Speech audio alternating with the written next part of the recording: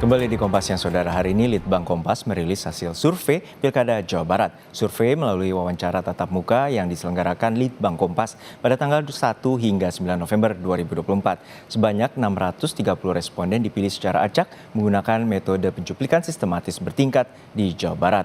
Menggunakan metode ini pada tingkat kepercayaan 95%, margin of error penelitian lebih kurang 3,90% atau 3,9% dalam kondisi penarikan sampel acak sederhana. Survei ini dibiayai sepenuhnya oleh Harian Kompas, PT Kompas Media Nusantara. Dari jajak pendapat atau survei yang dilakukan Litbang Kompas, 4,1% responden menyatakan dukungan pada paslon Acep Adang Ruhiat dan Gitalis Dwi Natarina. 4,6% memilih atau elektabilitas paslon JC Wiradinata dan Ronald Surapraja. Sementara 9,0% responden memilih paslon Ahmad Saiku dan Ilham Akbar Habibi. Dan 65,0% responden memilih paslon Deddy Mulyadi dan Erwan Setiawan. Sementara 17,3% responden masih belum menentukan pilihan atau tidak tahu. Selain itu, survei Litbang Kompas juga memperoleh elektabilitas berdasarkan generasi atau usia para responden yang tersebar di sejumlah kategori. Mulai dari generasi Z dan responden berusia di bawah 28 tahun. Kemudian ada juga generasi Y muda di rentang usia 28 hingga 35 tahun. Kemudian ada responden dari generasi Y Madya yakni di rentang usia 36 hingga 43 tahun. Lalu ada juga responden generasi X dengan rentang usia 44 hingga 57 tahun. Serta terakhir ada responden generasi baby boomers yakni di rentang usia 58 hingga 76 tahun.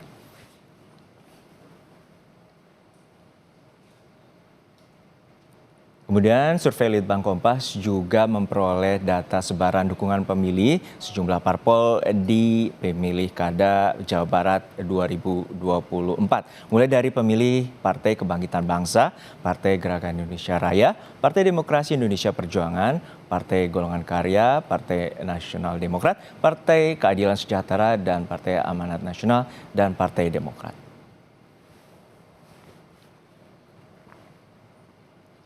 Hasil survei Litbang Kompas juga menyajikan data elektabilitas paslon Pilkada Jawa Barat 2024 berdasarkan alasan memilih. Ada sejumlah faktor yang memengaruhi, di antaranya kualitas dari cagup dan cawagupnya sebanyak 22,1%, cagup-cagup berpengalaman dalam pemerintahan sebanyak 19,2%, visi, misi, dan program kerjanya sebanyak 17,6%, integritas moral cagup dan cagup 9,6%, tampilan fisik cagup-cagup 3,7%, suka atau sangat suka atau sesuai hati nurani ada 3,6%.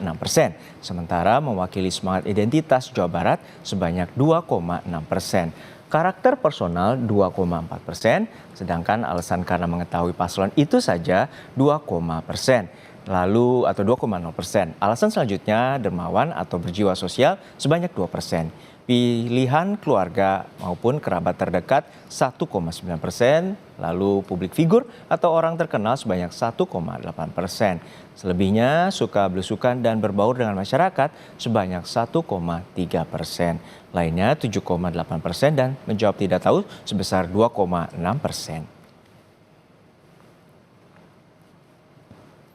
Kemudian bila berdasarkan pertimbangan memilih, ada sejumlah faktor yang memengaruhi, yakni sosok cagup mengambil persentase tertinggi yakni 54,2%. Sosok cawagup 8,2%, tidak keduanya 35,8% dan tidak tahu 0,7%, serta yang tidak menjawab 1,2%.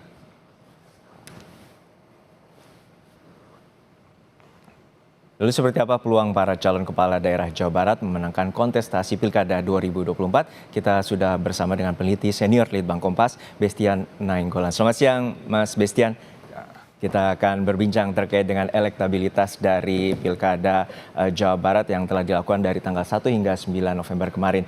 Ini tampak menarik, ada angka elektabilitas pasangan Deddy Mulyadi Erwan hampir 65% dan ini merupakan angka yang boleh dibilang berbeda dari tahun 2018 lalu. Kontestasinya sangat ketat. Dan apakah ini bisa dikatakan sudah mengerucut bahwa pasangan Deddy Mulyadi dan Erwan Setiawan ini unggul sementara?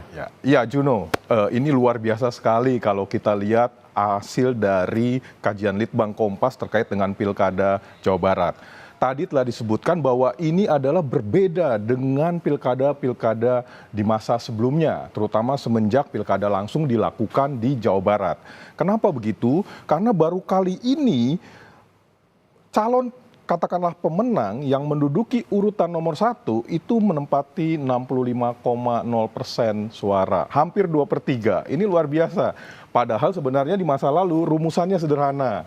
Berkali-kali yang terjadi, paling tidak 2 kali pilkada dilakukan di Jawa Barat, itu selalu posisinya 33, 28, dan 25. Calon pertama 33, calon kedua 28, dan calon ketiga 25. Itu menunjukkan posisi yang sangat kompetitif. Tapi kali ini berbeda. Kenapa? Karena terlalu jauh antara yang unggul dibandingkan dengan calon-calon lainnya. Inilah keistimewaan pada pilkada kali ini. Walaupun selanjutnya kita lihat kok jadi kelihatannya kurang kompetitif kalau melihat dari perolehan suara dari masing-masing pasangan calon. Nah, seperti itu kira-kira yang bisa kita potret dari fenomena pilkada di Jawa Barat kali ini, Juno.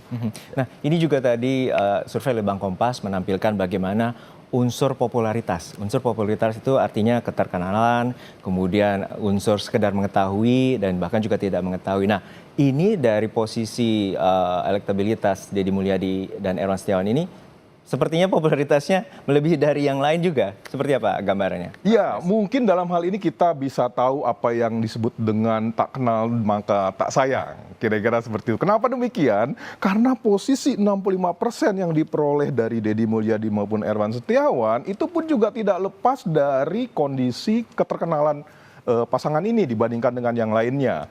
Dibandingkan dengan yang lainnya, hampir 80%, artinya 8 dari 10, 8 ataupun 9 dari 10 orang Jawa Barat itu sudah mengenal Deddy Mulyadi dan pasangannya. Sementara yang lainnya masih di bawah 50%, bahkan untuk beberapa masih di bawah 40% atau 4 dari 10 orang baru mengenal.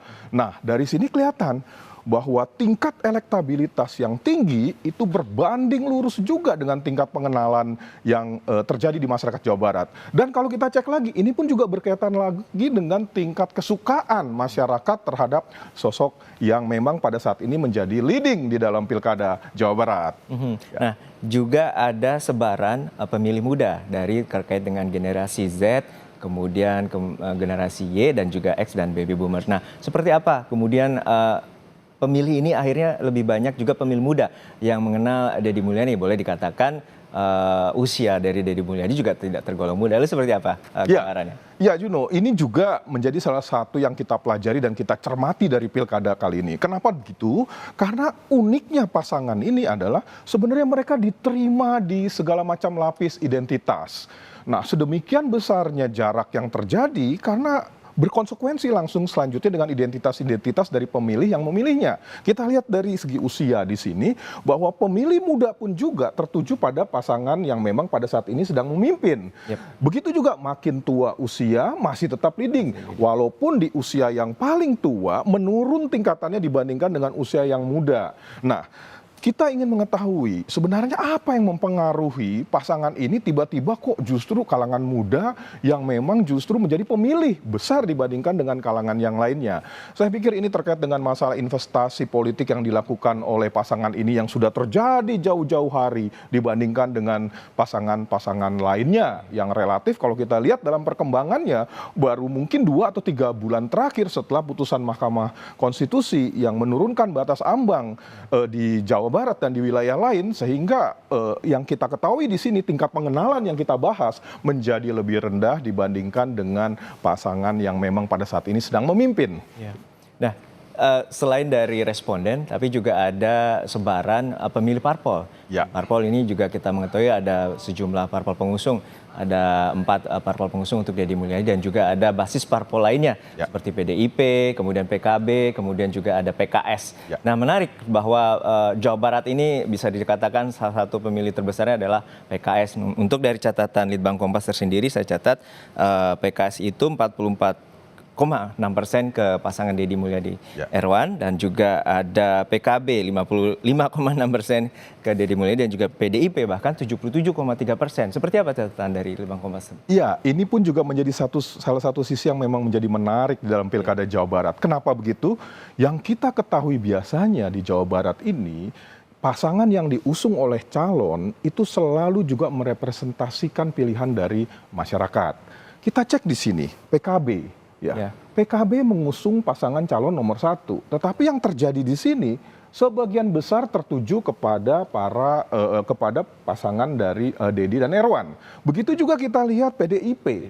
PDIP kalau kita lihat dari peta politik di Jawa Barat, kemenangan PDIP dalam setiap pemilu itu ada di wilayah-wilayah utara, pantai utara yang meliputi Cirebon, Kuningan, nah seputar itu. Bersama Golkar mereka bersaing di sana. Cirebonan kita sebut di situ. Tapi yang terjadi apa? Justru calon yang dipilih oleh ataupun yang diusung oleh PDIP pada saat ini mendapatkan suara yang tidak begitu besar di wilayah-wilayah kemenangan dari PDIP. Dan begitu yang terjadi dengan PKS. Juno, PKS itu di Jawa Barat menjadi partai ketiga terbesar pemenang pemilu. Dan kalau kita lihat dalam sejarah pemilu-pemilu sebelumnya, sosok yang diusung oleh PKS itu selalu kompetitif. Dan pemilih PKS terbilang loyal pada sosok yang diusung oleh partainya.